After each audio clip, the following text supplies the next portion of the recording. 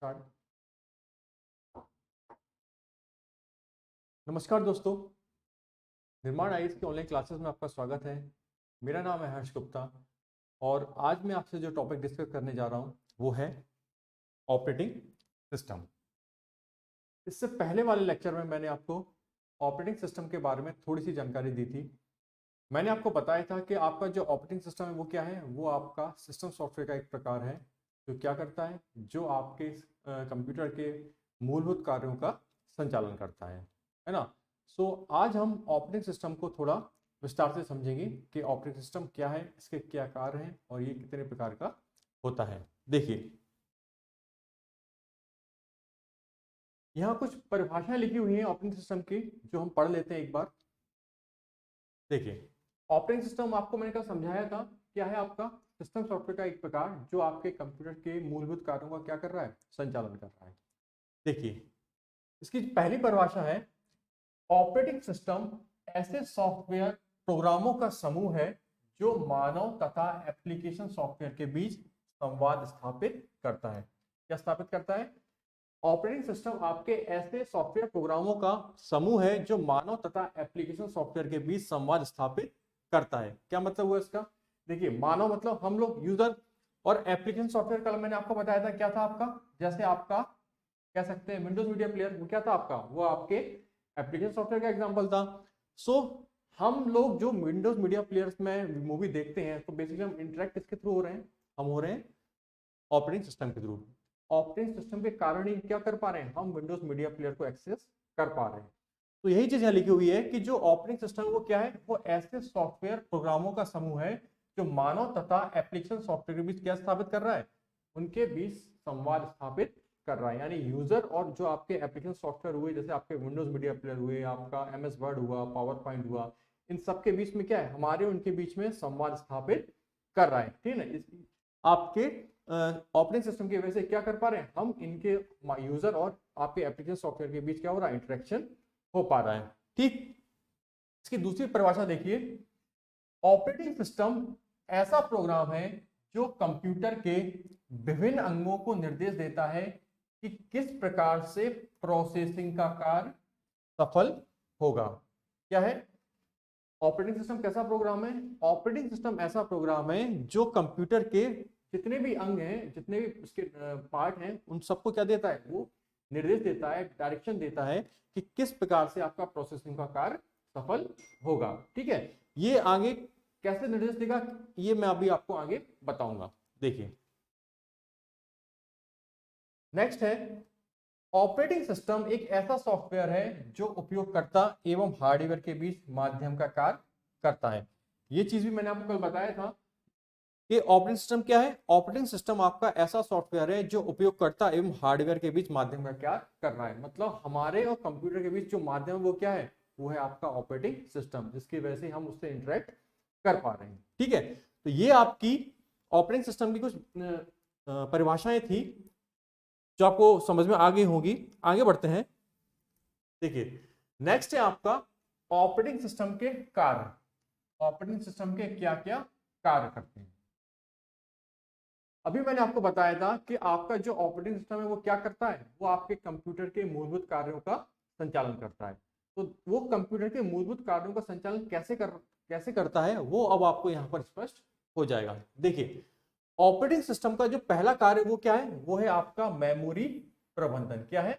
Memory प्रबंधन। Operating system आपकी जो सिस्टम है उसकी मेमोरी को क्या करता है, मैनेज करता है या उसका प्रबंधन करता है। देखिए कैसे करता है। ऑपरेटिंग सिस्टम मेमोरी को प्रबंधित करता है। यह प्राथमिक मेमोरी की पूरी जानकारी रखता है और देखता है कि मेमोरी के कौन से भाग का उपयोग किस प्रोग्राम में किया गया है। क्या मतलब इस लाइन का?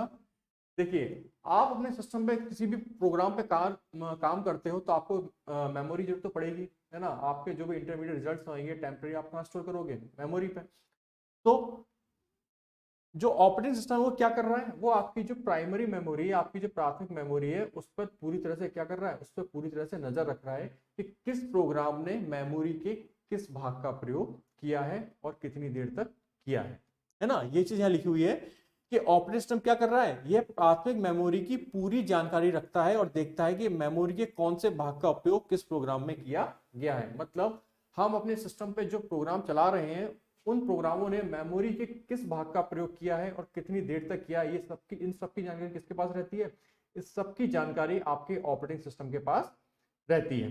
ठीक, आगे देखते हैं।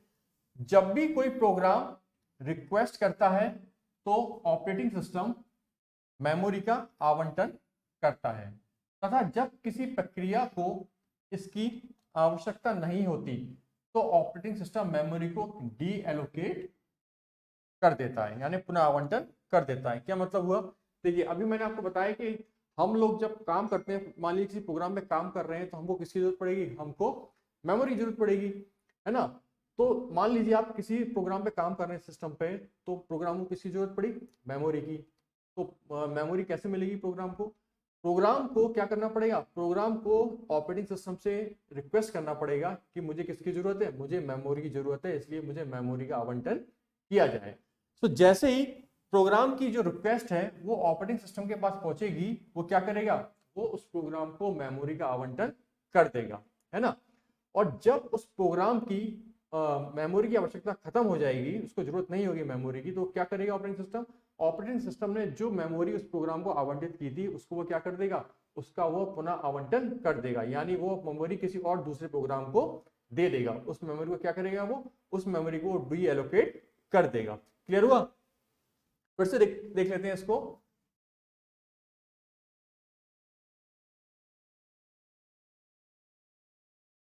देखिए अब आपको क्लियर समझ में आएगा। शुरू से देखते हैं आपका ऑपरेटिंग सिस्टम मेमोरी प्रबंधन कैसे कर रहा है। ऑपरेटिंग सिस्टम क्या कर रहा है, ये आपकी जो प्राथमिक मेमोरी उसको क्या कर रहा है, उसकी पूरी जानकारी रख रहा है। मतलब आपकी प्राइमरी मेमोरी को कौन सा प्रोग्राम कितनी देर तक यूज कर रहा है, ये सारी जानकारी आपके ऑपरेटिंग सिस्टम के पास है। ठीक है, तो ये प्राथमिक मेमोरी की पूरी जानकारी रखता है और देखता है कि मेमोरी के कौन से भाग का उपयोग किस प्रोग्राम में किया गया है।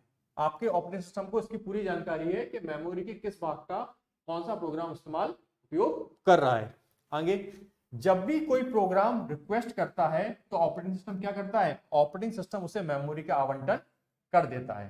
ठीक है, और जब किसी प्रक्रिया को इसकी आवश्यकता नहीं होती तो ऑपरेटिंग सिस्टम क्या करता है आपका, वो मेमोरी को डी एलोकेट यानी उसका पुनः आवंटन कर देता है। इतना क्लियर हुआ आपको। आगे देखते हैं मल्टी प्रोग्रामिंग।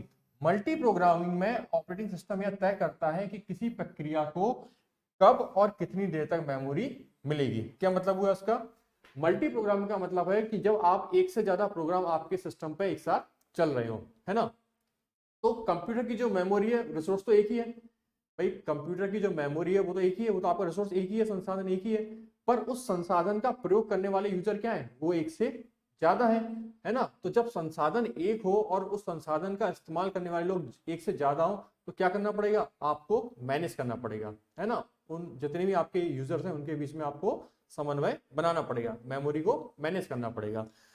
तो यही चीज यहाँ लिखी हुई है कि मल्टी प्रोग्रामिंग में ऑपरेटिंग सिस्टम क्या कर रहा है, मल्टी प्रोग्रामिंग में ऑपरेटिंग सिस्टम ये डिसाइड करेगा कि किस प्रोग्राम को कब मेमोरी चाहिए और कितनी देर तक चाहिए, है ना। जैसे मान लो आपके 3 प्रोग्राम एक साथ काम कर रहे हैं, ए, बी और सी, तो ये क्या है आपका मल्टी प्रोग्रामिंग। अब इस केस में जो आपका ऑपरेटिंग सिस्टम है वो ही तय करेगा कि आपका जो प्रोग्राम ए है उससे मेमोरी कितनी देर तक मिलेगी और कब मिलेगी।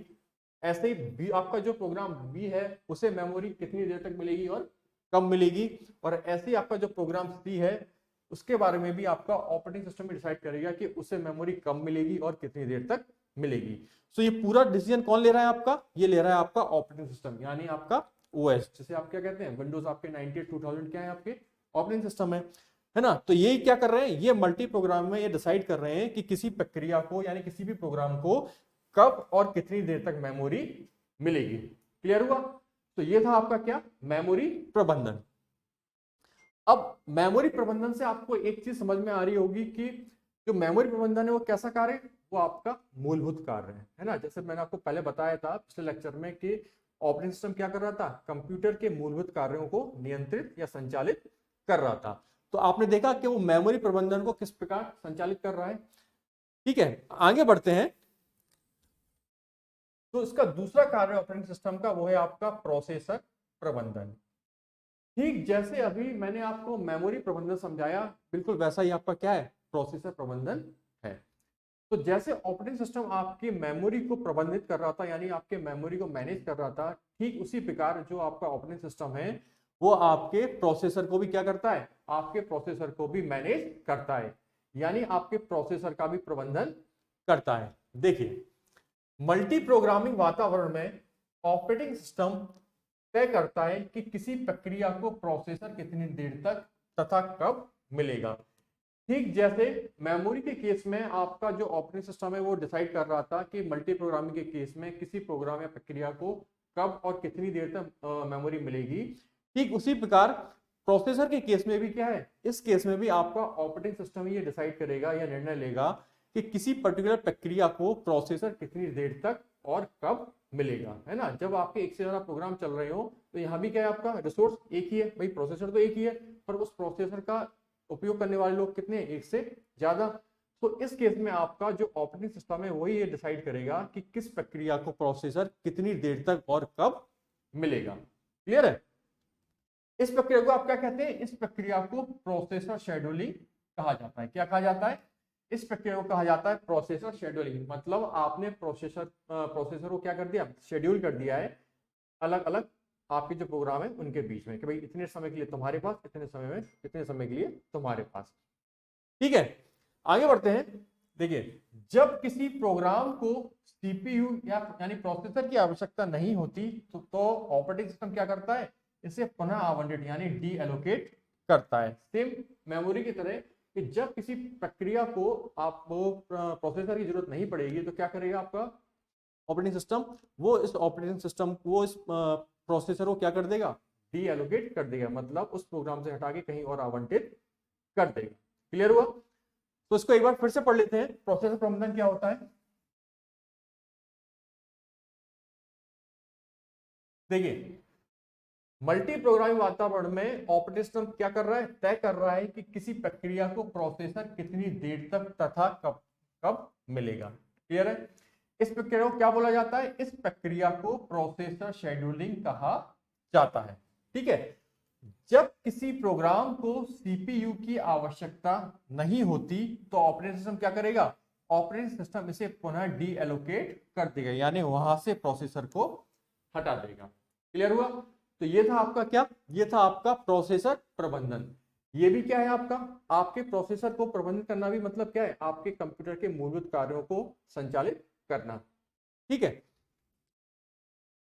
आगे बढ़ते हैं।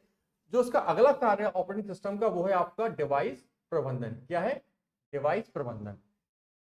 ये क्या है, देखिए ये भी जैसे आपका मेमोरी प्रबंधन कर रहा था, आपके प्रोसेसर को प्रबंधित कर रहा था, ठीक वैसे ही क्या करता है, आपके जो डिवाइसेस है उनको भी प्रबंधित करता है। देखिए, ऑपरेटिंग सिस्टम सभी डिवाइसेस की जानकारी रखता है, इसे इनपुट आउटपुट कंट्रोलर भी कहते हैं। क्या करता है ऑपरेटिंग सिस्टम, कि आपके सिस्टम के जितने भी डिवाइस है उन सबकी जानकारी किसके पास रहती है, उन सभी की डिवाइसेस की जानकारी आपके ऑपरेटिंग सिस्टम के पास रहती है। ठीक है, इसलिए इसे क्या बोलते हैं, इसलिए इसे इनपुट आउटपुट कंट्रोलर भी कहा जाता है। ठीक, ऑपरेटिंग सिस्टम यह निर्णय लेता है कि किस प्रोग्राम को कौन से डिवाइस दी जाए, कब दी जाए और कितने समय के लिए दी जाए। क्या मतलब हुआ इसका, कि आपके देखिए आपके सिस्टम में बहुत सारे डिवाइसेस हैं और अलग अलग आपके प्रोग्राम चल रहे हैं, तो बेसिकली आपका जो ऑपरेटिंग सिस्टम है वही ये निर्णय लेगा कि आपके किस प्रोग्राम को किस डिवाइस की, कौन से डिवाइस की आवश्यकता है और वो डिवाइस उसको कब दी जाए और कितने समय के लिए दी जाए। मतलब आपके जितने भी प्रोग्राम चल रहे हैं उनको हो सकता है किसी प्रोग्राम को किसी पर्टिकुलर डिवाइस की आवश्यकता हो और दूसरे प्रोग्राम को किसी दूसरे डिवाइस की आवश्यकता हो, तो इसका निर्णय कौन लेगा, इसका निर्णय लेगा आपका ओएस यानी आपका ऑपरेटिंग सिस्टम, कि किसी प्रोग्राम को कौन सी डिवाइस दी जाए, कब दी जाए तथा कितने समय के लिए दी जाए, है ना। तो इस तरह से क्या कर रहा है, इस तरह से आपकी डिवाइसेस का भी क्या कर रहा है, प्रबंधन कर रहा है। क्लियर है। तो अब आपको समझ में आ गया होगा कि जो मैंने आपको पिछले लेक्चर में बताया था कि आपका जो ऑपरेटिंग सिस्टम है वो आपके कंप्यूटर के मूलभूत कार्यों को संचालन करता है, तो उसका रीजन क्या है आपको समझ में आया कि आपका ऑपरेटिंग सिस्टम क्या क्या कर रहा है। उसने पहले क्या किया, उसने पहले आपकी जो मेमोरी थी उसको क्या कर दिया, मेमोरी को मैनेज कर दिया, मेमोरी प्रबंधन कर दिया, है ना। आपकी जो मेमोरी थी वो क्या हो गई, उसका प्रबंधन हो गया। उसके बाद इसने क्या किया, उसके बाद इसने आपका जो प्रोसेसर था उसको भी क्या कर दिया, प्रोसेसर का भी इसने प्रबंधन कर दिया। और लास्ट में क्या किया इसने, इसने डिवाइस का भी क्या कर दिया, डिवाइस का भी प्रबंधन कर दिया।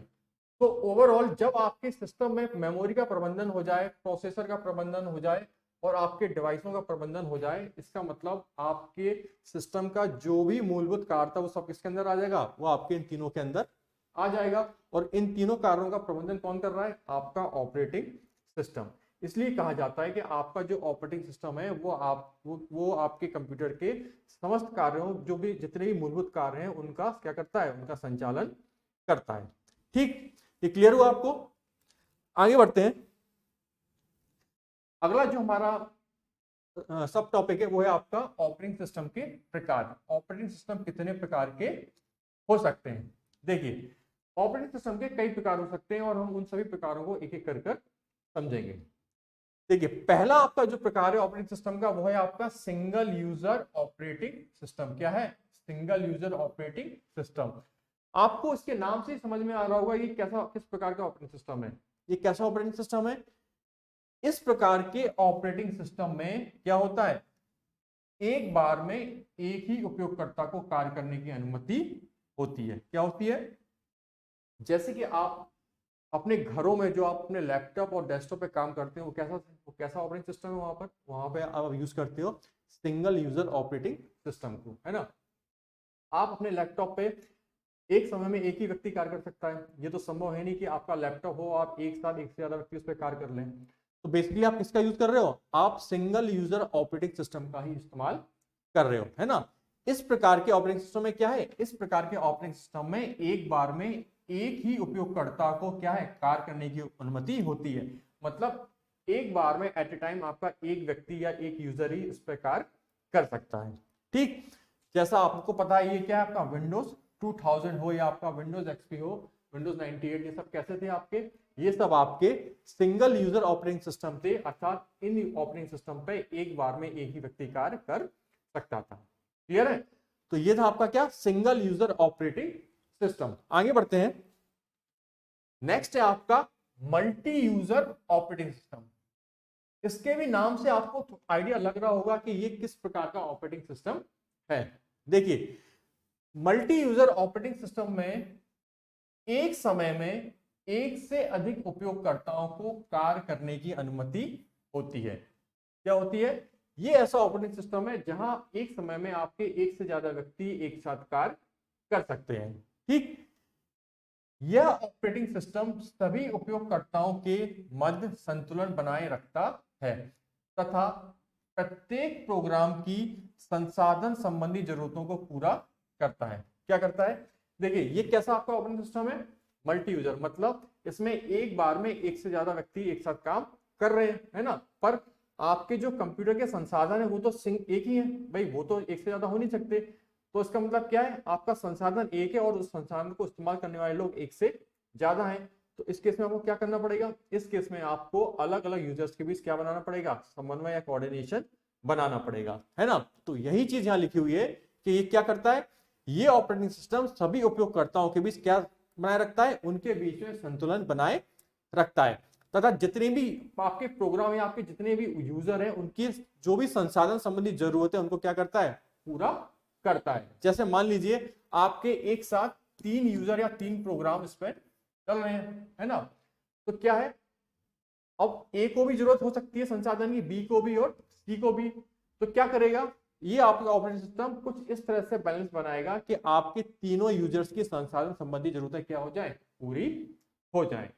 ठीक, आगे देखते हैं। साथ ही साथ यह इस बात की भी निगरानी करता है कि किसी एक उपयोगकर्ता के साथ होने वाली समस्या दूसरे उपयोगकर्ता पर प्रभाव ना डाले। क्या करता है, देखो एक तो ये क्या कर रहा है कि आपके जितने यूजर काम कर रहे हैं एक साथ, उनकी जितनी जो भी संसाधन संबंधी जरूरतें उनको क्या कर रहा है, पूरा कर रहा है।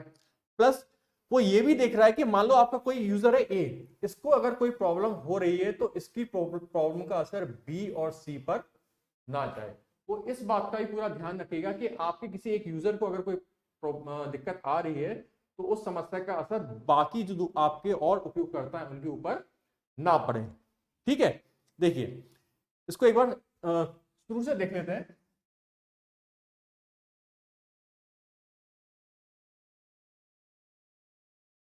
कैसा है मल्टी यूजर ऑपरेटिंग सिस्टम? इस सिस्टम में आपके एक समय में एक से अधिक उपयोगकर्ता कार्य कर सकते हैं, है ना। आपके एक समय में आपके एक से ज्यादा उपयोगकर्ताओं को कार्य करने की अनुमति होती है। आगे ये क्या करता है? यह ऑपरेटिंग सिस्टम सभी उपयोगकर्ताओं के मध्य क्या बनाए रखता है? उनके मध्य में संतुलन बनाए रखता है। ठीक है, तथा प्रत्येक प्रोग्राम या यूजर की संसाधन संबंधी जो जरूरतें उनको क्या करता है? उनको भी पूरा करता है।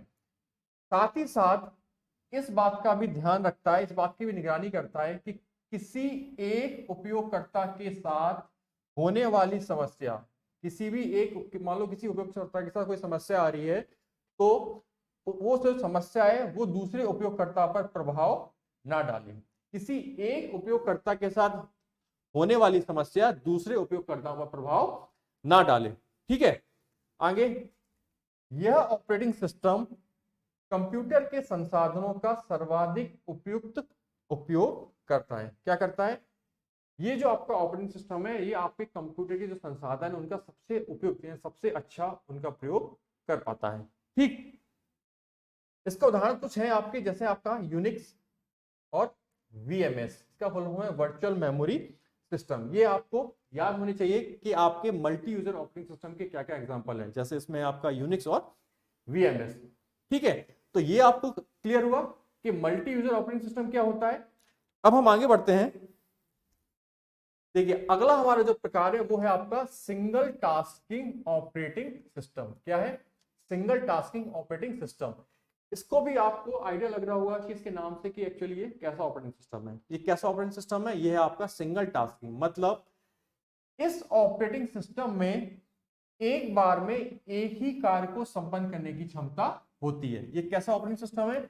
ये ऐसा ऑपरेटिंग सिस्टम है जो एक बार में आपका केवल एक ही कार्य कर सकता है। ये एक बार में एक से ज्यादा कार्य को संपन्न नहीं कर सकता, एक बार में आपका केवल एक ही कार्य कर पाएगा। जैसे जो आपके पामटॉप कंप्यूटर में हम ऑपरेटिंग सिस्टम प्रयोग करते हैं वो कौन सा ऑपरेटिंग सिस्टम है? वो है आपका सिंगल टास्किंग ऑपरेटिंग सिस्टम।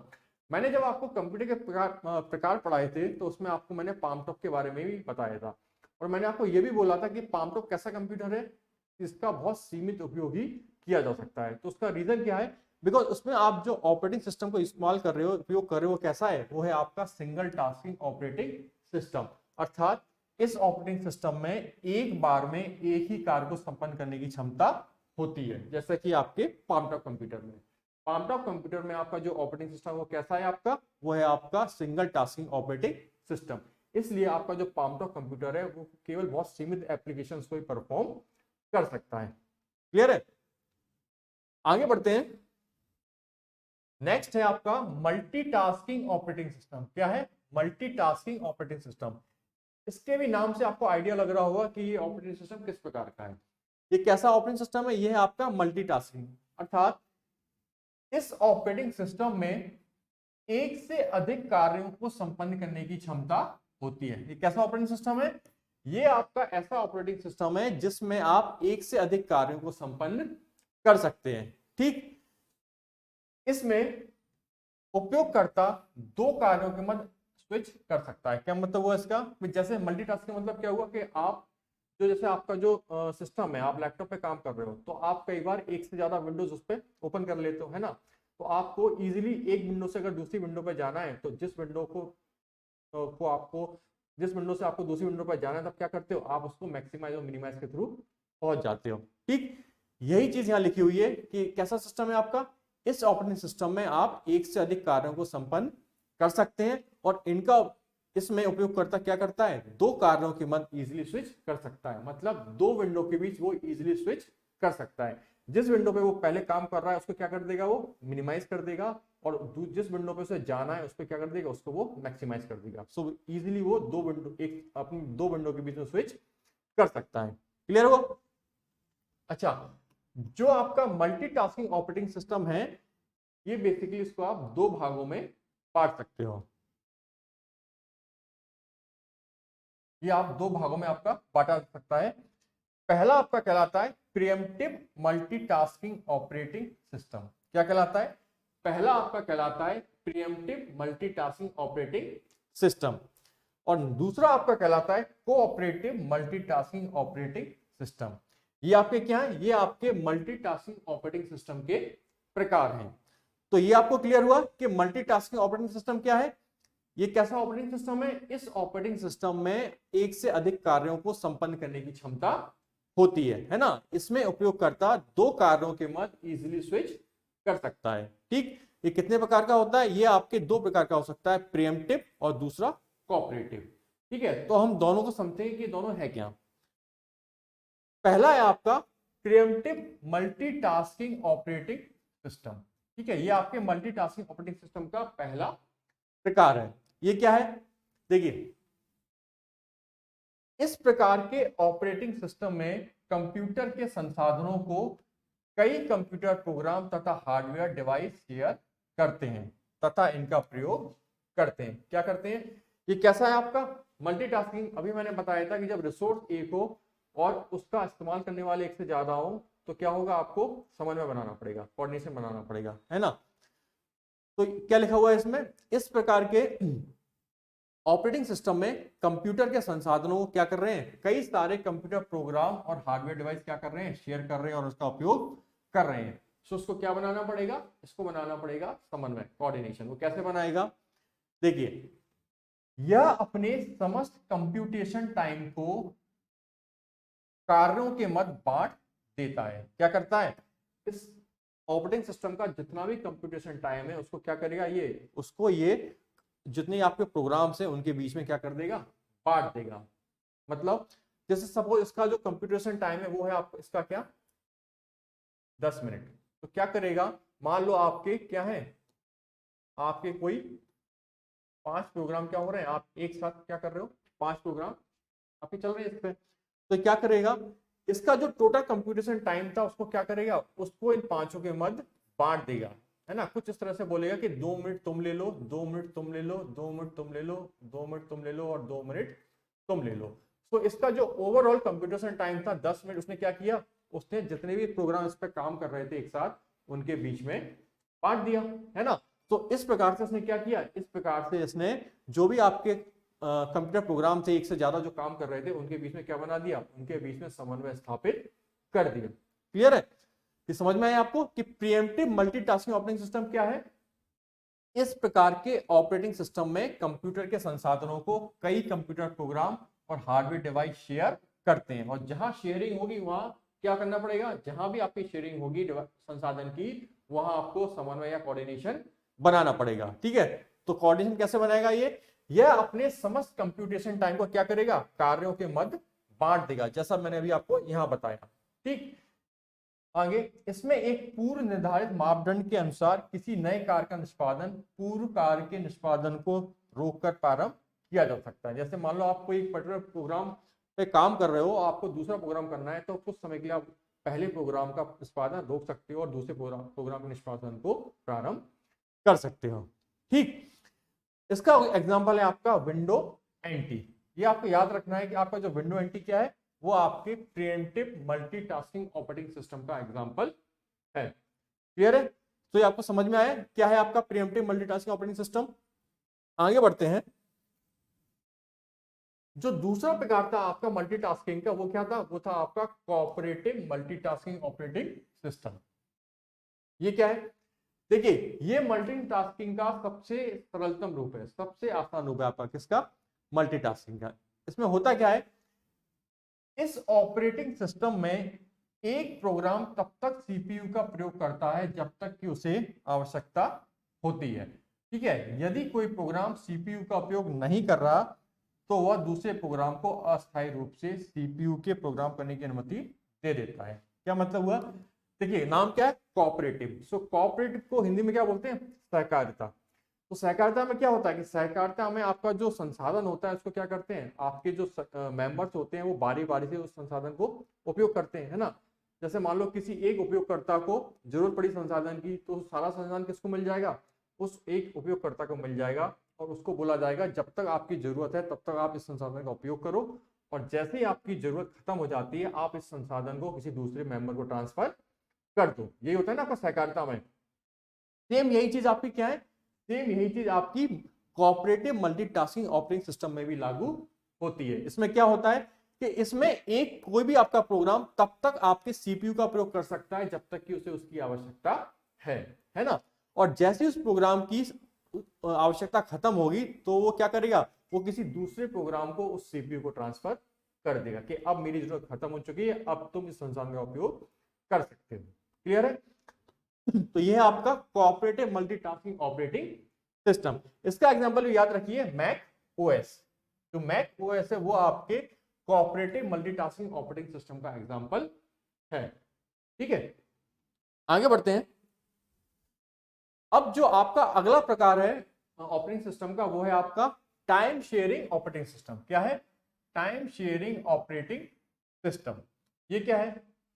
देखिए, इस प्रकार के ऑपरेटिंग सिस्टम में एक साथ एक से अधिक उपयोगकर्ता या प्रोग्राम कंप्यूटर के संसाधनों का उपयोग करते हैं। ठीक, इस कार्य में कंप्यूटर अपने संसाधनों के प्रयोग हेतु उपयोगकर्ता या प्रोग्राम को समय का एक छोटा भाग आवंटित करता है जिसे टाइम स्लाइस या क्वांटम कहते हैं। ठीक, जैसा अभी मैंने आपको पहले बताया था प्रीएम्प्टिव में, क्या है कि इसमें भी क्या हो रहा है, इसमें भी आपके एक साथ एक से अधिक उपयोगकर्ता या प्रोग्राम आपके कंप्यूटर के संसाधनों का क्या कर रहे हैं, उपयोग कर रहे हैं। अब यहाँ भी वही कंडीशन कि आपके पास संसाधन एक है पर उसका इस्तेमाल करने वाले लोग एक से ज्यादा हैं। ठीक, तो क्या होगा, यहाँ पे भी आपको क्या करना पड़ेगा, यहाँ पे भी आपको समन्वय या कोऑर्डिनेशन बिठाना पड़ेगा, तभी आपका संसाधन का उचित उपयोग हो पाएगा, है ना, क्योंकि संसाधन क्या है, एक ही है और उसका उपयोग करने वाले मेंबर कितने, एक से ज्यादा। सो आपको क्या बनाना पड़ेगा, कोऑर्डिनेशन बनाना पड़ेगा, आपको समन्वय स्थापित करना पड़ेगा। तो समन्वय स्थापित होगा कैसे, देखिए, इस कार्य में कंप्यूटर अपने संसाधनों के प्रयोग हेतु उपयोगकर्ता या प्रोग्राम को समय का एक छोटा भाग आवंटित करता है। क्या करता है कि उसने क्या किया, उसने सभी जितने भी आपके जो प्रोग्राम थे जो आपके एक साथ काम कर रहे थे, उसने उन सभी प्रोग्रामों के बीच समय को क्या कर दिया, समय का एक छोटा छोटा भाग वितरित कर दिया। क्या किया कि सपोज आपके एक साथ क्या कर रहे हैं, एक साथ आपके 3 प्रोग्राम वर्क कर रहे हैं। ठीक, तो आपका जो ये टाइम शेयरिंग ऑपरेटिंग सिस्टम है क्या करेगा, ये अपने समय को क्या करेगा, ये अपने समय का छोटा छोटा भाग इन तीनों को क्या कर देगा, आवंटित कर देगा। जैसे सपोज इसने कर दिया कि 5 मिनट तुम्हारे, 5 मिनट तुम्हारे और 5 मिनट तुम्हारे। ठीक है, इसने क्या किया, इसने समय का क्या किया, समय का एक छोटा छोटा भाग तीनों प्रोग्रामों को क्या कर दिया, आवंटित कर दिया। और यही आपका जो छोटा भाग है समय का, ये आपका क्या कहलाता है, ये आपका कहलाता है टाइम स्लाइस। क्या बोलते हैं इसे, इसे बोलते हैं टाइम स्लाइस। इतना क्लियर हो आपको? इसको एक बार फिर से पढ़ते हैं। टाइम शेयरिंग ऑपरेटिंग सिस्टम कैसा ऑपरेटिंग सिस्टम है, इस प्रकार के ऑपरेटिंग सिस्टम में एक साथ एक से अधिक उपयोगकर्ता या प्रोग्राम कंप्यूटर के संसाधनों का उपयोग करते हैं। ठीक, इस कार्य में कंप्यूटर अपने संसाधनों के प्रयोग हेतु उपयोगकर्ता या प्रोग्राम को समय का एक छोटा भाग क्या कर देता है, आवंटित कर देता है। जिसे क्या बोलते हैं, जिसे बोलते हैं टाइम स्लाइस या क्वांटम। जिसे क्या बोलते हैं, जिसे आप टाइम स्लाइस या क्वांटम बोलते हो। जैसा कि आपको अभी बताया, इसने क्या किया, 3 प्रोग्राम के साथ काम कर रहे थे, तीनों को क्या कर दिया, समय का छोटा छोटा भाग वितरित कर दिया, डिस्ट्रीब्यूट कर दिया, और वही टाइम आपका क्या कहलाया, वो टाइम कहलाया आपका टाइम स्लाइस। ठीक, आगे बढ़ते हैं। देखिए, इस टाइम स्लाइस में यदि कोई उपयोगकर्ता या प्रोग्राम किसी संसाधन का प्रयोग कर रहा है तो दूसरे उपयोगकर्ता या प्रोग्राम को उस संसाधन के प्रयोग हेतु प्रतीक्षा करनी पड़ती है। ठीक, लेकिन यह समय इतना छोटा होता है कि अगले उपयोगकर्ता या प्रोग्राम को यह महसूस नहीं होता कि उसने प्रतीक्षा की है। क्या की है, उसने प्रतीक्षा की है। क्या मतलब वो इस चीज का, देखिए अभी मैंने आपको बताया था, ये क्या थे ये आपके सपोज क्या है, आपके 3 प्रोग्राम है, आपके 3 यूजर है। अब इन तीनों यूजरों को क्या मिल गया, इन तीनों यूजरों को आपके ऑपरेटिंग सिस्टम ने क्या दे दिया, एक एक टाइम स्लाइस डिस्ट्रीब्यूट कर दिया कि भाई इस टाइम, ये 5 मिनट का टाइम स्लाइस तुम्हारा है, ये 5 मिनट का टाइम स्लाइस तुम्हारा, और ये 5 मिनट का टाइम स्लाइस तुम्हारा। तो होगा क्या, मान लो कि सपोज जो टाइम स्लाइस यूजर ए को मिला था, मान लो आपका जो यूजर ए था उसको जो टाइम स्लाइस मिला था, तो उस टाइम स्लाइस में अगर यूजर ए काम कर रहा है ना, यूजर ए के टाइम स्लाइस में अगर कोई काम चल रहा है, तो इस केस में अगर मान लो कि बी और सी भी इसी टाइम स्लाइस में क्या करना चाहते हैं, कंप्यूटर के संसाधनों का उपयोग करना चाहते हैं, तो वो एकदम से नहीं कर सकते। क्यों नहीं कर सकते? क्योंकि वो टाइम स्लाइस किसको डिस्ट्रीब्यूट हुआ है, वो टाइम स्लाइस डिस्ट्रीब्यूट हुआ है आपके ए को। तो ए को जो टाइम स्लाइस डिस्ट्रीब्यूट हुआ था, अगर उसी टाइम स्लाइस में बी और सी संसाधनों का प्रयोग करना चाहे तो नहीं कर सकते, है ना, क्योंकि उनको वो टाइम स्लाइस नहीं दिया गया है, उनका टाइम स्लाइस दूसरा है। तो इस केस में क्या होगा, इस केस में बी और सी को क्या करना पड़ेगा, इस केस में बी और सी को वेट करना पड़ेगा, है ना, उनको वेट करना पड़ेगा अपने टाइम स्लाइस के स्टार्ट होने का। ठीक, क्लियर हुआ? क्या लिखा है इसमें, देखिए इस टाइम स्लाइस में यदि कोई उपयोगकर्ता किसी प्रोग्राम कोई उपयोगकर्ता या प्रोग्राम किसी संसाधन का प्रयोग कर रहा है, तो दूसरे उपयोगकर्ता या प्रोग्राम को उस संसाधन के प्रयोग हेतु क्या करनी पड़ेगी, प्रतीक्षा करनी पड़ेगी। मतलब अगर प्रोग्राम ए अपने टाइम स्लाइस में कंप्यूटर के संसाधनों का उपयोग कर रहा है, तो उस टाइम स्लाइस के समय आपका जो दूसरे प्रोग्राम थे, बी या सी आपके यूजर थे, वो कंप्यूटर के संसाधनों का प्रयोग नहीं कर पाएंगे। उनको क्या करना पड़ेगा, उनको वेट करना पड़ेगा, यानी उनको प्रतीक्षा करनी पड़ेगी। पर होता क्या है कि ये जो आपका वेटिंग टाइम होता है, ये इतना कम होता है, इतना कम होता है कि किसी को फील ही नहीं होता कि उसने क्या की है, उसने प्रतीक्षा की है। मतलब जो जैसा भी मैंने आपको बताया कि अगर टाइम आपके प्रोग्राम ए का क्या चल रहा है, टाइम स्लाइस चल रहा है, मतलब आपका जो यूजर ए है वो अपने टाइम स्लाइस का उपयोग कर रहा है, तो उस टाइम स्लाइस में क्या है, अगर बी और सी यूजर भी काम करना चाहें तो नहीं कर सकते, उनको क्या करना पड़ेगा, वेट करना पड़ेगा। पर ये वेट इतना कम समय का होता है कि बी और सी यूजर को ये पता ही नहीं चलेगा कि उन्होंने क्या की है, कि उन्होंने प्रतीक्षा की है। उनको ये लगेगा, उनको हमेशा ये लगेगा कि वही इकलौते एक उपयोगकर्ता हैं जो सिस्टम के पूरे संसाधन का उपयोग कर रहे हैं, है ना। मतलब जो आपका वेटिंग टाइम है, जो आपका प्रतीक्षा का समय है, वो इतना कम होता है कि प्रैक्टिकली फील ही नहीं होता कि किसी यूजर या किसी प्रोग्राम ने क्या किया है, वेट किया है।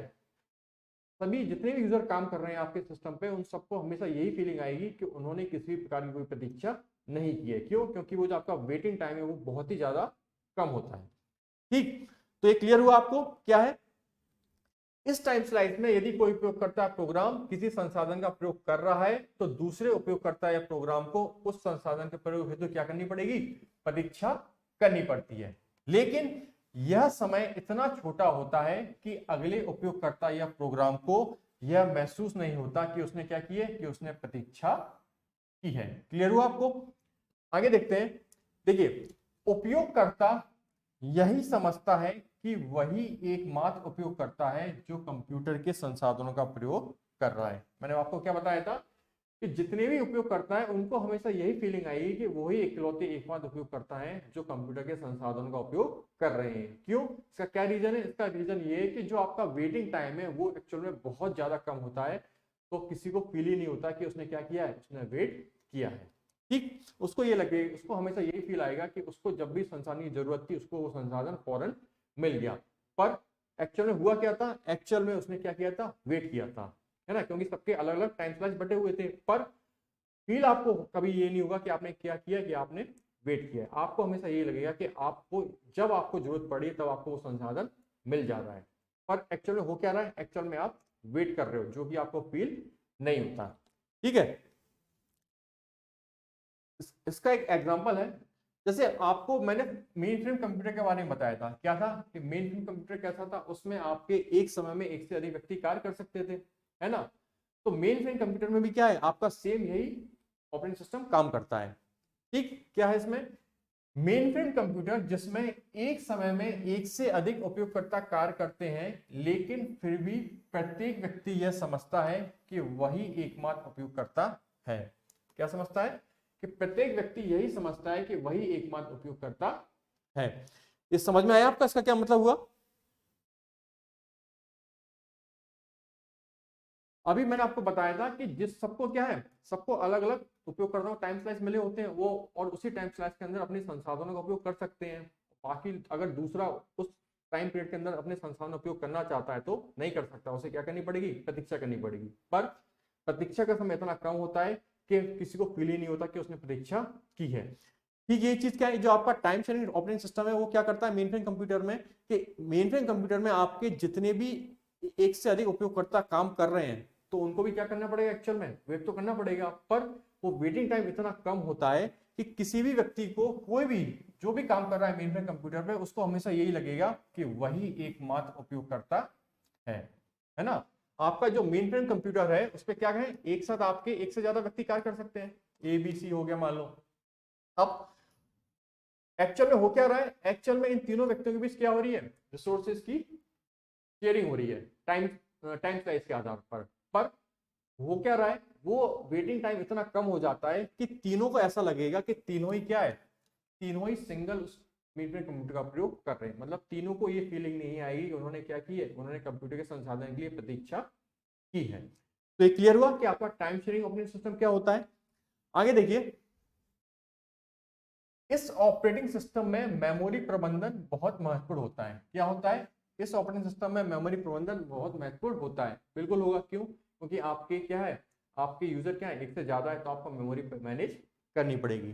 ठीक, क्योंकि कई प्रोग्राम क्या है, एक साथ मुख्य मेमोरी उपस्थित होते हैं। क्या होते हैं, आपकी मुख्य मेमोरी में कई प्रोग्राम एक साथ उपस्थित होते हैं।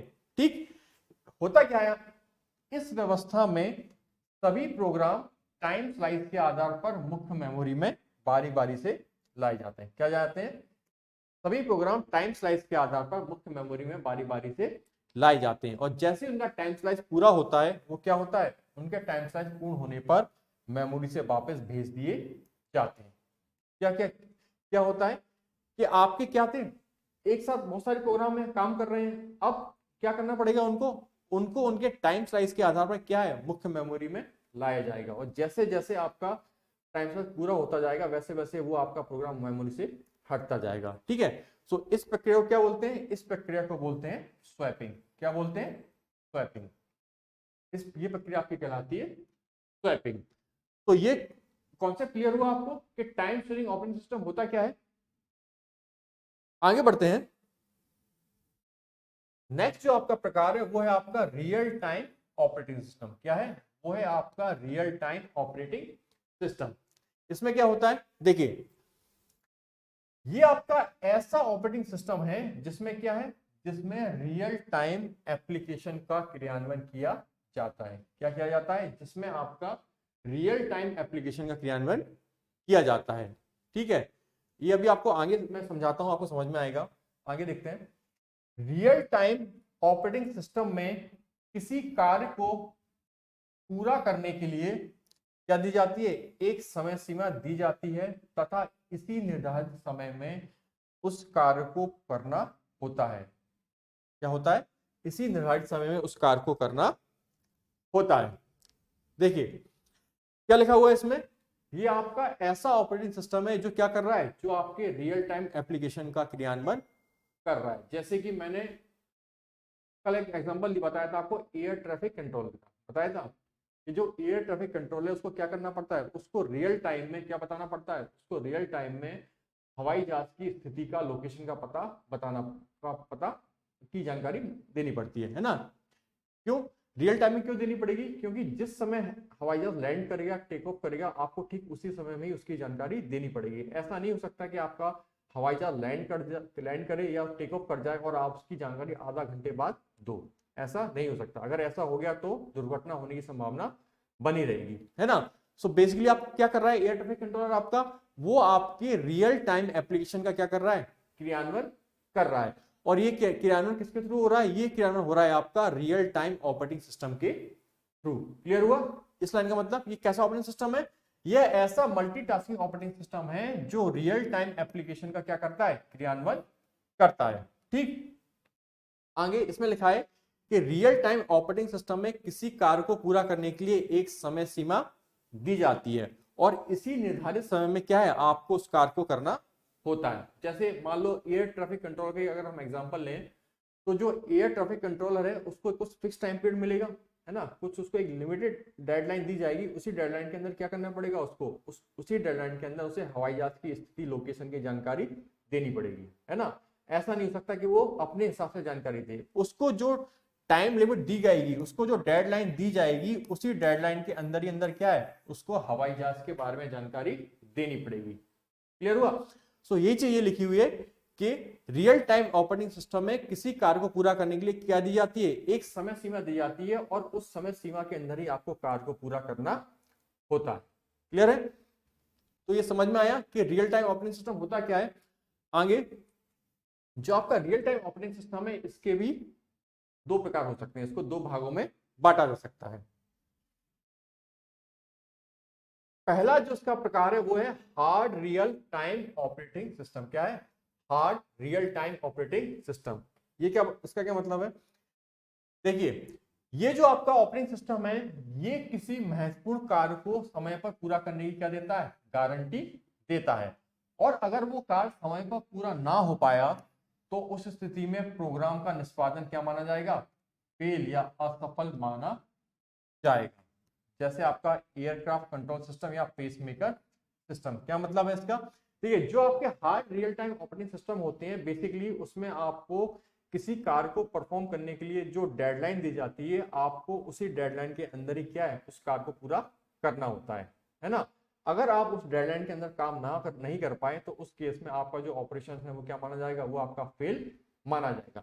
जैसे आपको पेसमेकर का एग्जांपल देता हूं। पेसमेकर क्या है, पेसमेकर आपके जो हार्ट पेशेंट्स है उनके अंदर लगाया जाता है ना, उनकी हार्ट बीट को नॉर्मल बनाए रखता है। तो जो पेसमेकर है वो उसके अंदर जो आपका जो ऑपरेटिंग सिस्टम है वो कैसा होगा, वो होगा आपका hard real time operating system. क्यों, क्योंकि पेसमेकर में आपका जो ऑपरेटिंग सिस्टम होगा उसको एक डेडलाइन दी जाएगी और उसी डेडलाइन के अंदर उसे क्या करना पड़ेगा, उसी डेडलाइन के अंदर उसे अपने प्रोग्राम का क्रियान्वयन करना पड़ेगा, है ना। ऐसा क्यों जरूरी है, ऐसा इसलिए जरूरी है कि भाई पेसमेकर क्या कर रहा है, पेसमेकर आपके पेशेंट की हार्ट बीट को क्या कर रहा है, सामान्य बनाए रख रहा है। तो अगर पेसमेकर की जो डेडलाइन है, पेसमेकर उससे थोड़ा आगे पीछे हो गया तो क्या होगा, उस केस में आपके पेशेंट की मौत भी हो सकती है, आपके पेशेंट की मृत्यु भी हो सकती है। अगर पेसमेकर का जो निर्धारित समय उसके अंदर वो काम अपना नहीं कर पाता है तो उस केस में क्या होगा, उस केस में आपके पेशेंट की जान को खतरा हो सकता है ना। सो अगर पेसमेकर को जो डेडलाइन मिली थी, अगर उसने उसके अंदर काम नहीं किया तो उस केस में माना जाएगा कि पेसमेकर का निष्पादन कैसा हो गया है, पेसमेकर का निष्पादन फेल हो गया है, वो असफल हो गया है। और असफल होने की कंडीशन में आपके पेशेंट की जान भी जा सकती है। ठीक है, इसलिए इसे क्या बोलते हैं, इसलिए इसे बोलते हैं हार्ड, यानी जो समय सीमा बताई है आपको एग्जैक्ट उसी में करना ही होगा।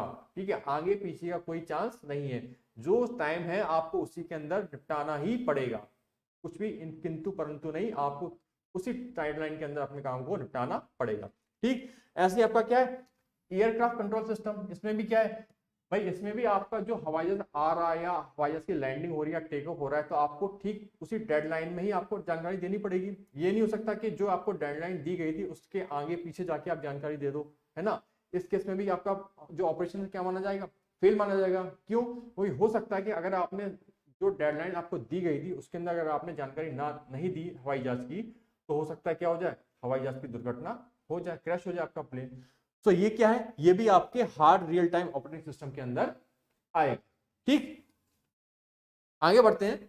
जो दूसरा प्रकार था रियल टाइम का, वो था आपका soft real time operating system. इसमें क्या है, देखिए इस सिस्टम में भी किसी कार्य को पूरा करने के लिए क्या है, एक समय सीमा दी जाती है। ठीक, किंतु इस प्रकार के सिस्टम में कार्य का निष्पादन समय सीमा के पहले और बाद में भी पूरा हो सकता है तथा इस स्थिति में कार्य का निष्पादन फेल नहीं माना जाएगा। ये क्या चीज है, देखिए जो आपका soft real time operating system है, इसमें भी आपको क्या दी जाएगी, इसमें भी आपको एक डेडलाइन दी जाएगी, है ना। पर इस केस में आपको इतनी लिबर्टी मिल जाती है कि जो आपके डेडलाइन दी गई है उसके आप थोड़ा आगे पीछे अपने कार्य को निष्पादित कर सकते हो। अगर आपका कार्य उस टाइम लिमिट से थोड़ा भी आगे पीछे भी संपन्न हो जाता है तो उस केस में वो आपका ऑपरेशन फेल नहीं माना जाएगा, है ना। हार्ड रियल ऑपरेटिंग सिस्टम के केस में ये कंडीशन नहीं थी, पर यहाँ पे क्या है, यहाँ पे आपको थोड़ी छूट मिल गई है कि आपको जो डेडलाइन मिली थी आप थोड़ा उसके ऊपर आगे पीछे भी अपने कार्य को पूरा कर सकते हो। क्लियर है। सो ये था आपका क्या soft real time operating system, है ना। तो ये आपके जो आपका जो ऑपरेटिंग सिस्टम है उसके मुख्य प्रकार थे जो अभी पूरे हो चुके हैं। आगे देखते हैं। देखिए, एक आपका टॉपिक है बूटिंग, कि बूटिंग क्या होती है। इस वर्ड को आप लोगों ने सुना भी होगा कि बूटिंग क्या होती है। क्या कहलाती है बूटिंग? कंप्यूटर को स्टार्ट या रीस्टार्ट करने की प्रक्रिया क्या कहलाती है? आपकी बूटिंग कहलाती है। बेसिकली आप जो कंप्यूटर को स्टार्ट करते हो क्या करते हो? एक्चुअली आप कंप्यूटर को बूट करते हो, है ना। जैसे ही आपने कंप्यूटर को टर्न ऑन करते हो तो आपका सिस्टम क्या होता है? आपका सिस्टम बूट होता है। यही चीज लिखी हुई है कि कंप्यूटर को आप स्टार्ट या रीस्टार्ट करो तो आपकी प्रक्रिया क्या कहलाएगी? वो बूटिंग कहलाएगी, है ना। एक्चुअली बूटिंग में होता क्या है? वास्तव में बूटिंग वह प्रक्रिया है जब ऑपरेटिंग सिस्टम हार्ड डिस्क से कंप्यूटर की रैम में लोड हो जाता है। क्या हो जाता है?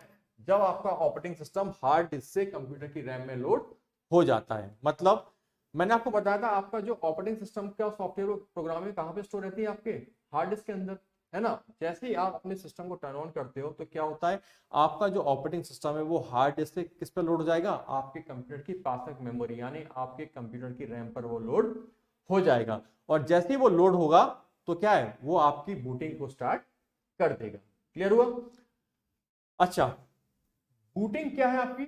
दो प्रकार की होती है। बूटिंग क्या होती है? दो प्रकार की होती है। एक है आपकी कोल्ड बूटिंग और दूसरी है आपकी वार्म बूटिंग। ये क्या होती है? देखिए, कोल्ड बूटिंग क्या होती है? जब आप अपने कंप्यूटर को स्टार्ट करते हो तो उसे क्या कहते हैं? उसे कहते हैं कोल्ड बूटिंग। मतलब जब आपका कंप्यूटर बंद था और जब उसने आपने अपने बंद कंप्यूटर को टर्न ऑन किया तो वो आपकी बूटिंग कैसी कहलाएगी? वो आपकी कहलाएगी कोल्ड बूटिंग। ठीक। दूसरा है आपकी वार्म बूटिंग। इसमें क्या है? जब पहले से ही स्टार्ट कंप्यूटर को रीस्टार्ट करते हैं तो क्या कहलाते हैं? तो उसे कहते हैं वार्म बूटिंग। क्या मतलब हुआ उसका? कि मान लो आपका कंप्यूटर ऑलरेडी चल रहा है। आपका क्या है? आपका कंप्यूटर ऑलरेडी चल रहा है। अब चलते हुए कंप्यूटर को कई बार हम क्या करते हैं? रीस्टार्ट कर देते हैं, है ना। कई बार आपका कंप्यूटर हैंग हो जाता है, कुछ दूसरी दिक्कत आ जाती है, तो हम चलते हुए कंप्यूटर को भी क्या कर देते हैं? रीस्टार्ट कर देते हैं। तो आपके जो पहले से स्टार्ट कंप्यूटर को जब आप रीस्टार्ट करते हो तो वो बूटिंग आपकी क्या कहलाती है? वो बूटिंग आपकी कहलाती है वार्म बूटिंग। उसे आप बोलते हो वार्म बूटिंग। क्लियर हुआ कि बूटिंग क्या है और बूटिंग के कितने टाइप्स होते हैं? आगे देखते हैं। देखिए, कुछ आपके अन्य महत्वपूर्ण ऑपरेटिंग सिस्टम हैं जिनको हम देख लेते हैं, है ना। बाकी जो आपके मुख्य प्रकार थे वो मैं आपको बता चुका हूं। देखिए, जैसे आपका एक ऑपरेटिंग सिस्टम है, इसे बोलते हैं यूनिक्स। यहाँ गलत लिखा हुआ है, यह आपका यूनिक्स। तो यूनिक्स क्या है? यूनिक्स आपका एक multitasking multi user operating system है। क्या है? देखिए, इसका नाम लिख देता हूं, यूनिक्स। ठीक है। यूनिक्स क्या है? यूनिक्स आपका एक multitasking multi user operating system है। ठीक। मल्टीटास्किंग का मतलब आप समझ चुके हो और मल्टी यूजर का मतलब भी आप समझ चुके हो। ठीक। तो प्रारंभ में जो आपका यूनिक्स था इसे किस लैंग्वेज में लिखा गया? इसे लिखा गया आपके असेंबली लैंग्वेज में। किसमें लिखा गया? आप क्या लिखा गया इसे? असेंबली लैंग्वेज में। असेंबली लैंग्वेज क्या होती है ये मैं आपको भाषा वाले चैप्टर में विस्तार से बताऊंगा। ठीक है। ये बेसिकली आपके प्रीलिम्स के पॉइंट ऑफ व्यू से इंपॉर्टेंट हो सकता है। देखिए, प्रारंभ में आपका ये किसमें लिखा गया? असेंबली भाषा में, तथा 1973 में इसे किसमें लिखा गया? इसे सी लैंग्वेज में लिखा गया। सी लैंग्वेज क्या है? आपकी उच्च स्तरीय भाषा। इसको भी मैं आपको भाषा वाले चैप्टर में बताऊंगा। ठीक।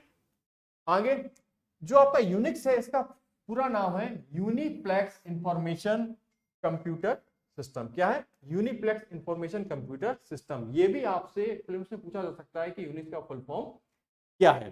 ठीक। आगे, इस ऑपरेटिंग सिस्टम को सर्वर तथा वर्क स्टेशन दोनों में प्रयोग किया जा सकता है। यह भी आपको याद रखना है फैक्ट कि आपका जो यूनिक्स है वो कैसा ऑपरेटिंग सिस्टम है, इसको आप एज ए सर्वर और एज ए वर्क स्टेशन दोनों में यूज कर सकते हो। ठीक है। आगे, इसमें डेटा प्रबंधन का कार्य कर्नल के द्वारा किया जाता है। किसके द्वारा किया जाता है? कर्नल के द्वारा किया जाता है। कर्नल क्या मतलब क्या है? कर्नल बेसिकली आपके ऑपरेटिंग सिस्टम का ही एक पार्ट है। आपका ऑपरेटिंग सिस्टम जो भी कार्य करता है वो बेसिकली किसके थ्रू करता है? वो आपके कर्नल के थ्रू ही करता है। जैसे मैंने आपको बताया था कि आपका ऑपरेटिंग सिस्टम क्या कर रहा था? मेमोरी को प्रबंधित कर रहा था, है ना, प्रोसेसर को प्रबंधित कर रहा था। तो ये जो प्रबंधन का कार्य एक्चुअली करता कौन है? आपके ऑपरेटिंग सिस्टम का एक पार्ट है जिसे क्या कहते हैं? कर्नल। और उसके द्वारा ही आपका ये डेटा प्रबंधन किया जाता है। ठीक। आगे, इस ऑपरेटिंग सिस्टम को इंस्टॉल व सेटअप करना कठिन होता है। क्या होता है कि इस ऑपरेटिंग सिस्टम को आपको इंस्टॉल इतना इजीली नहीं होता, पर एक बार अगर आपका इंस्टॉल हो गया तो उसके बाद आपके जो कंप्यूटर की क्षमता है वो क्या है, वो बहुत बढ़ जाती है ना। इसको इंस्टॉल करने में दिक्कत आती है, पर इस ऑपरेटिंग सिस्टम के इंस्टॉल होने के बाद कंप्यूटर की क्षमता क्या होती है, कंप्यूटर की क्षमता बहुत बढ़ जाती है। क्लियर है? तो ये समझ में आया आपको कि यूनिक्स क्या है आपका। अगला आपका जो ऑपरेटिंग सिस्टम है वो है आपका लिनक्स। क्या है? लिनक्स। ये क्या है? इस ऑपरेटिंग सिस्टम का प्रयोग मुख्यतः किसके लिए किया जाता है? सर्वर के लिए किया जाता है। लिनक्स का उपयोग मुख्यतः किस लिए किया जाता है? इसका प्रयोग मुख्यतः सर्वर के लिए किया जाता है। ये जो आपका ऑपरेटिंग सिस्टम ये क्या है? ये आपका, गलत लिख दिया यहां पर, ये आपका यूनिक्स होना चाहिए था, है ना। ये ऑपरेटिंग सिस्टम आपका यूनिक्स पर आधारित है। ठीक, आगे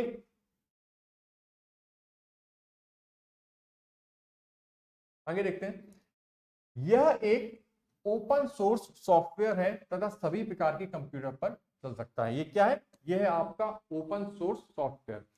ओपन सोर्स सॉफ्टवेयर क्या होता है?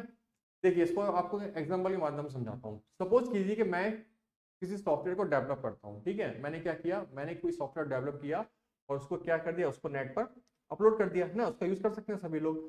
साथ ही क्या किया कि मैंने उस जो सॉफ्टवेयर मैंने बनाया था, मैंने उस सॉफ्टवेयर को जो मैं बनाऊंगा तो कुछ आपके कोड्स होंगे मेरे, जो कुछ कीज होंगी, उसके द्वारा में बना पाऊंगा उस सॉफ्टवेयर को, है ना।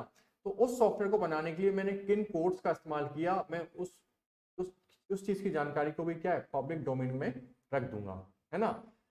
तो आपके ऐसे सॉफ्टवेयर जिनके बारे में आपको ये भी पता हो कि वो किन कोड्स का इस्तेमाल करके बनाए गए हैं, अगर वो कोड्स भी आपके पब्लिक डोमेन में आ जाएं तो वो आपका क्या कहलाता है, वो आपका कहलाता है ओपन सोर्स सॉफ्टवेयर। ऐसा क्यों किया जाता है? ऐसा इसलिए किया जाता है कि मान लीजिए मैंने एक सॉफ्टवेयर बनाया और मैंने उसकी जो कीज या उसके जो कोड्स थे वो भी पब्लिक डोमेन में रख दिए कि मैंने इस तरह से सॉफ्टवेयर को बनाया है। तो अगर मैं अब उस सॉफ्टवेयर की कोड्स या कीज को पब्लिक डोमेन में रख देता हूं तो उसका क्या फायदा हुआ? इससे ये फायदा हो सकता है कि आपके जो बाकी के सॉफ्टवेयर डेवलपर हैं वो भी क्या है, वो मेरे बनाए हुए सॉफ्टवेयर को और ज्यादा इंप्रूव कर सकते हैं। अगर उनको ये पता चल जाए कि मैंने अपने सॉफ्टवेयर को बनाने में किन कोड्स का इस्तेमाल किया था, तो जो बाकी के आपके सॉफ्टवेयर डेवलपर हैं वो भी क्या कर सकते हैं, वो मेरे द्वारा बनाए हुए सॉफ्टवेयर को और ज्यादा इंप्रूव कर सकते हैं। सो ऐसे सॉफ्टवेयर आपके क्या कहलाते हैं? ऐसे सॉफ्टवेयर आपके ओपन सोर्स सॉफ्टवेयर कहलाते हैं।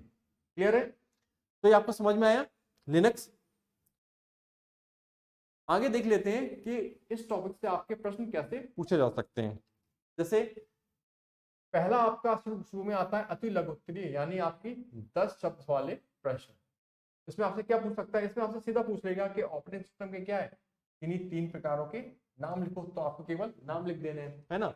ऐसे ही ऑपरेटिंग सिस्टम के किन्हीं 3 मुख्य कार्यों के नाम लिखो, तो आप लिख दोगे इजीली, मेमोरी प्रबंधन, प्रोसेसर प्रबंधन और डिवाइस प्रबंधन। ठीक, आपसे ऑपरेटिंग सिस्टम क्या है इसकी 2 लाइन में डेफिनेशन पूछ सकता है, ठीक है। यूनिक्स क्या है और लिनक्स क्या है ये भी आपसे पूछ सकता है। क्लियर है? आगे जो अगला फॉर्मेट है वो है आपका लघु उत्तरीय प्रश्न का, यानी जिनकी समय सीमा कितनी है, 50 वर्ड्स। तो इसमें आपको जो मैंने अभी आपको समझाया था कि आपका मल्टी यूजर ऑपरेटिंग सिस्टम क्या है, रियल टाइम ऑपरेटिंग सिस्टम क्या है, कोऑपरेटिव क्या है, इनके बारे में आपसे 5 या 6 लाइन में वो पूछ सकता है और आप इजीली लिख सकते हो। ठीक, ऐसे ही मैंने आपको बताया था, कार्य बताए थे ऑपरेटिंग सिस्टम के, क्या था, मेमोरी प्रबंधन, प्रोसेसर प्रबंधन। तो आपसे वो अलग से भी पूछ सकता है कि मेमोरी प्रबंधन क्या है या प्रोसेसर प्रबंधन क्या है। ठीक, ऑपरेटिंग सिस्टम के प्रमुख कार्यों के बारे में पूछ सकता है। तो आपको जितना मैंने आपको बताया था कि मेमोरी प्रबंधन, प्रोसेसर प्रबंधन और डिवाइस प्रबंधन, उनके बारे में आपको 2-2 लाइन लिख देनी है, तो उससे आपका क्या है, आपका क्वेश्चन कंप्लीट हो जाएगा। ठीक, और लास्ट में आपका आ गया फॉर्मेट दीर्घ लघु उत्तरीय प्रश्न का, जिसकी सब सीमा क्या है, जिसकी सब सीमा है 200 वर्ड्स। तो इसमें बेसिकली आपका एक क्वेश्चन बन सकता है कि ऑपरेटिंग सिस्टम क्या है, इसके प्रमुख प्रकारों को समझाइए। तो ये भी इजी है। ऑपरेटिंग सिस्टम क्या है ये आपको पता है, तो आप एक बेसिक डेफिनेशन लिख देंगे ऑपरेटिंग सिस्टम क्या है। उसके बाद जो मैंने आपको प्रकार समझाए हैं उन पूरे प्रकारों को आपको डिटेल में लिख देना है, जिससे आपके 200 वर्ड्स में क्वेश्चन कंप्लीट हो जाएगा। क्लियर है? सो ये टॉपिक आपका आज यहाँ पर खत्म होता है। नेक्स्ट टॉपिक में हम लोग जल्दी मिलेंगे। Thank you.